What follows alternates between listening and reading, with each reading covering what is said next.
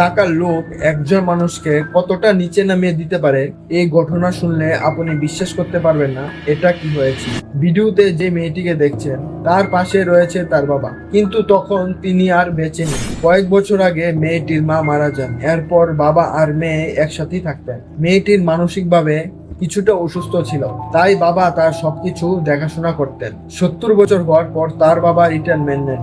তখন তিনি একজন কাজের লোক আর একজন কাজের মহিলা রাখেন, যাতে তারা দুজনের যত্ন নিতে পারে। কিন্তু কিছুদিনের মধ্যে সে দুজন জানতে পারে এই লোকটার কাছে প্রচুর টাকা আর মূল্যবান সম্পত্তি রয়েছে। স্বজনও দূরে থাকতেন, তাই সুযোগটা কাজে লাগায় তারা। বৃদ্ধ বাবা আর তার মেয়েকে বাড়ির বেসমেন্টে বন্দি করে রাখা হয়। দিনের পর দিন মারধর, অত্যাচার, এমনকি ঠিক মতো খাবারও দেওয়া হতো না। এইভাবেই কেটে যায় প্রায় 5 বছর।